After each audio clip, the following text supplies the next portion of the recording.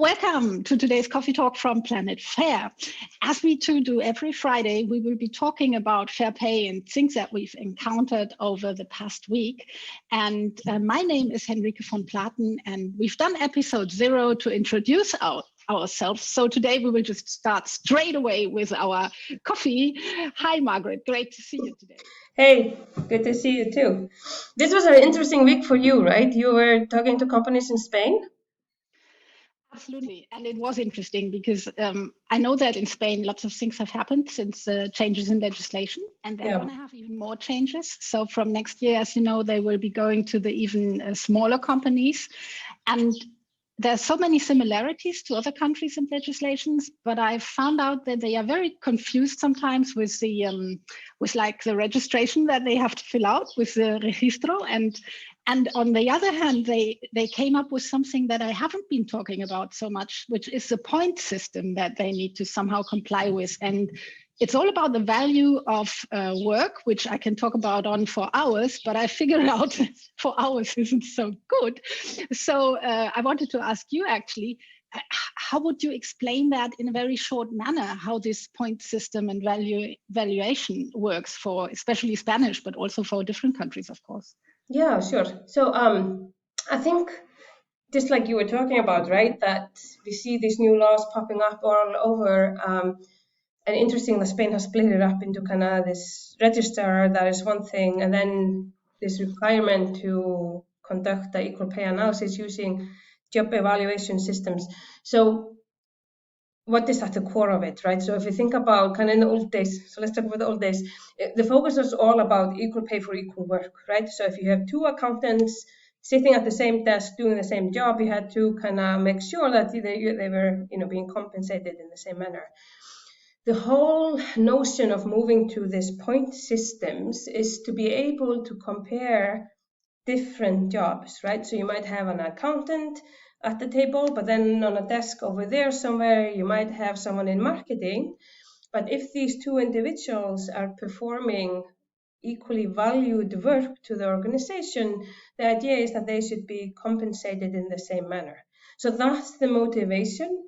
And then the question is, okay, how do we even get at, equally valued? And that's really what is at the core of these point systems, is to try to get at what is the value of the work to the organization. So if I give you the 30-second intro to point evaluation system. Yeah. So then really troublesome, but so at the core is, thinking about, okay, what do I want to award? In my compensation strategy, what is it that I value, right? And typically we see something, there's skills, there's education or knowledge, there might be the work environment, right? And then on each of these factors, you put some weight. So let's say skills should be 50%, knowledge 30%, and then the environment in which you work 20%, right? And then you have kind of figured out, okay, these are your 3 key criteria, and then you create sub-criteria. So, under knowledge, it might be, both formal education, informal education, work experience, right? Under skills, it might be quant skills and human interaction skills and whatever, right?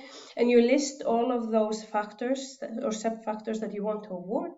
You assign points to each of them. So, different. So let's say my favorite quant skills, right?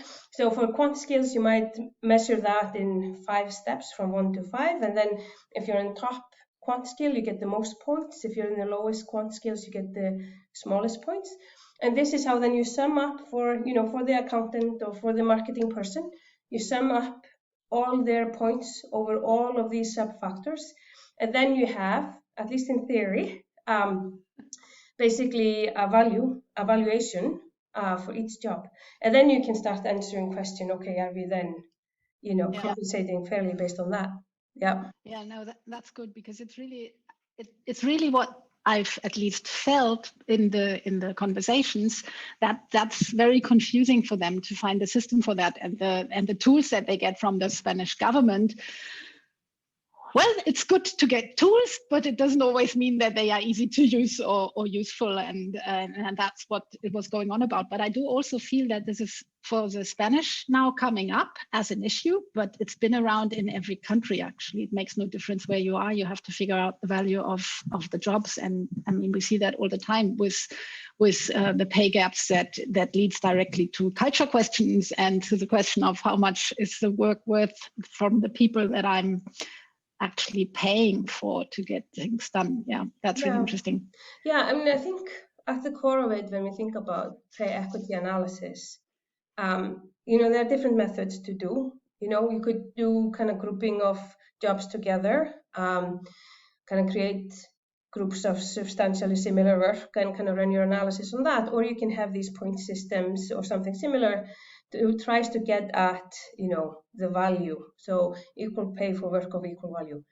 There are pros and cons to each, right? And maybe one of the downsides of the point systems is that they are not very transparent, right? So you have, somebody has, 535 points. Like, what does that mean? And, why does that job have 535 points and not 530, right? And that because often we have factors and subfactors and all these different levels for each of the subfactors, sometimes we lose transparency. So that's something to think about when we implement these, especially maybe if you're a smaller organization, maybe you can simplify a little bit. Maybe you don't need, the factors and sub-factors. Maybe you can just have a few set of 7 or 8 factors and level those. So I think as an advice to someone who is kind of starting to embark on this, thinking about how can I integrate simplicity and transparency, that will be useful. Yeah, absolutely. Time is running. Where are you today, actually? I'm seeing you in this white room. Where have they stuck you for your morning coffee? Yeah, I'm in a very small conference room with terrible lighting. So maybe this is the point, which I should apologize to our audience that my camera is. Yeah, so I'm in a tiny little room with white walls. For you today because I'm having the coffee outside for a nice. And sort of left the office for that one. Yeah. Anything that you think is going to come up next week to be sort of looking forward to what we're going to be talking about? Do you have an idea what your calendar is having, because our time's running out? Yeah, we're out of time. Maybe we can dive a little deeper into these underlying trends that we are seeing in these in legislations and how fast they're changing. And then while we are talking, I have another idea. So maybe, we can leave it as a cliffhanger, which thing we will talk about. So we were talking about the transparency of these point systems. And what I think is increasingly happening is that we have to think about not just pay equity as an auditing tool, but pay equity as how we make decisions going forward. And there are 2 really great examples of how using point systems, not integrating them then into our decisions on how we make compensation, have led to really big court cases. So one from Scotland and one from New Zealand. So maybe that would be our topic. Okay, then I would say thank you for the coffee at this stage. We hit 9 minutes, I believe. We will hit 8 next week. But it's so interesting to chat with you. So thank you very much, Margrét. See you next week. See you next week, Henrike. Bye.